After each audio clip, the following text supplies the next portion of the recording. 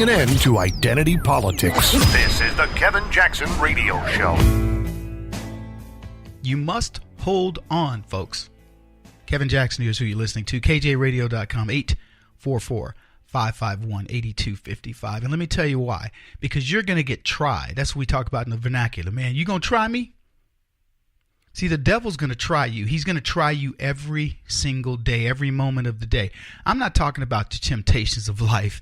You know, like, should I eat this cake or should I hit that bike?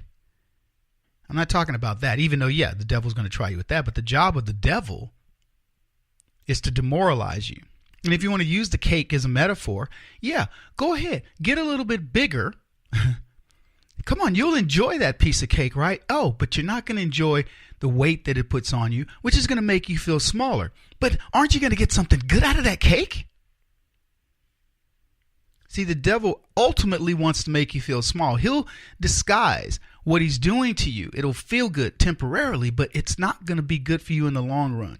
That's how the left operates, because let's just say it, folks. I'm going to put it out there for you. The left are devils. Yeah, the left. Sneaky sons of guns is what they are. Diabolos. That's Greek for devil and accuser. Talked about this before on the show. It's a dual meaning in Greek. The left operate that way. They are not empowering you. They guise belittlement as empowerment.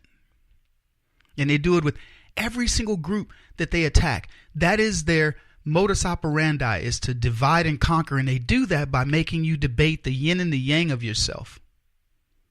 Belittlement leads to empowerment. They want women to feel like they're more. Women, you're being beaten down. You're being done. You know, this is being done to you in America now. I'm not talking about around the world. I'm talking about in this country, where women are more free, can do whatever they want to do. They tell them, no, you can't. We have to protect you. We have to get you that little extra money. We have to remind men that they are toxically masculine, which means you are toxically feminine. You know, what's the opposite of that? I don't even know. Women taken back to the dark ages, told that they are little more than the sexual organs that they possess. That's who you are as a person, is to be measured by your genitalia. How sick is that? I was talking to some folks the other day. I said, the left want women to ascribe to be men, not conservative men, leftist men, men like Joe Biden, who will publicly be a pedophile, a public sexual abuser, and they don't care. A man like Bill Clinton, who will be a public sexual abuser of the highest order. Men like Harvey Weinstein that they admire. And I could go on. Men like Barack Obama, who's a metrosexual pansy. That is their definition of men. And those are the men that use and abuse women, that let all the vile things happen to women. They'll use them like Stormy Daniels. Hey, go out and accuse somebody of something. They'll use them like all these Hollywood actresses now. Oh, these men are doing all these vile things. They are talking about their men. They are not talking about conservative men. Now, I'm not exonerating conservative men, that we're, you know, the purest people on the planet, because we're not. We're human beings, flawed. But I'll tell you this. I'll take a conservative man and the life that he's led over any leftist. Any of them. They are vile creatures. They are devils. And the way they treat you is lower than low. They treat us like scum, and they do it openly. Oh, women, we're going to help you. Harvey Weinstein helped a lot of women, didn't he? Bill Clinton helped a lot of women, didn't he? And the people around them, the women on their side, enabled every single one of them. They knew exactly who they were. And I'm not talking about just their mates. I'm talking about people that worked for them, people that worked with them, people that wanted to get with them. But they want you to feel empowered, women, right? These kids are out here marching for guns. Oh, guns are going to kill us. The chances of you being killed in a school is minuscule and compared to half the things they do in life. Like their little Tide Pods and ecstasy and going to raves and a bunch of other crap that they do, but they want to get to the guns, right? Because it's going to empower them.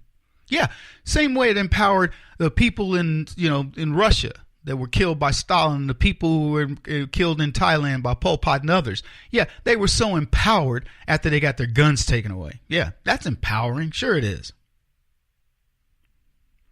They want to take women back to beyond the dark ages.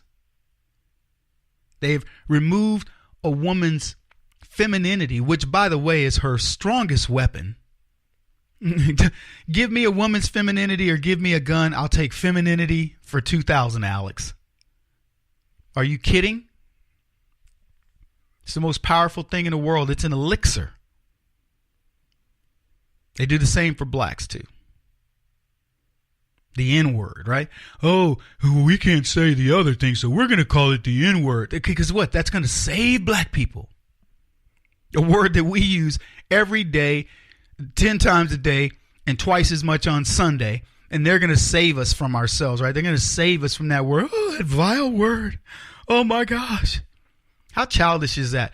Hey, black people, we are now never going to use the other word. We're going to call it the N-word. And I've jokingly said, okay, well, a couple of N-words walk into a bar, really? Does that make you feel better? Then they want to take down statues. Oh my gosh, black people, we can't dare have you walking about statues. They want to remove a flag. Oh, the Confederate flag. Oh my God. And we buy into it. Stupid black people, leftist blacks. They buy into it. Oh my God, we got no Confederate flag, man. He was wearing a Confederate flag. I don't care about your Confederate flag. Dukes of Hazzard? Come on, baby. They tell blacks these symbols hurt us. Instead of allowing us to simply ignore them, the average black didn't even think about statues until somebody goes, hey, what's that statue of right there? Well, hey, Democrats, let me explain something to you. All your stuff, you have a legacy of racism. You're going to get rid of everything eventually because your whole legacy's tied to it. Progressives. Go back and look at your first progressive president, Woodrow Wilson, and then let's talk. Yeah. They don't want to let us know that we overcame the men upon which these leftist monuments were built. Give me your Southern monument. I'll give you a loser. I don't mean it in a bad way, but it's a person who lost the war. Yeah, it's a reminder of our conquest as a nation. Not about black folks, not about white folks. It is our conquest as a nation. We can build a statue to the losers, people who fought on behalf of their beliefs and lost. And you know what? We'll honor those men because they fought bravely. Do we agree with the cause? No, but what other statues are out there that you believe in? And what are the statues going to be built in the future? You're going to build a statue over Hogg, David Hogg, this kid that's running around? Let me tell you something. They indulge us. What do you do to children when they want something, right? You indulge them. If they throw tantrums, you give them candy or you give them cake just to shut them the heck up. You don't do that to adults. Adults, you reason with. Then you remind them where they fit in the food chain. If it's your boss, you're throwing a tantrum.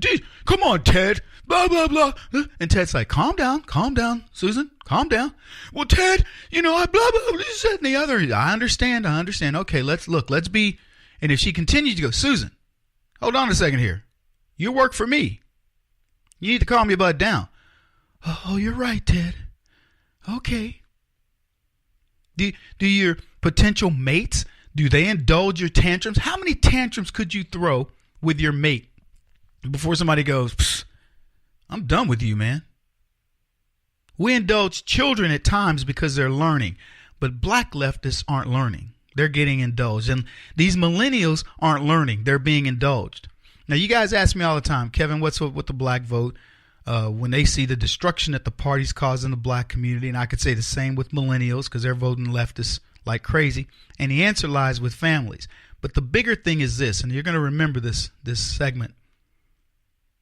See, white kids, the average white kid lives up to a standard. The average white family says, hey, son, you need to, we've given you a runway and we want you to be better. And so as a white kid, you're aspiring for better.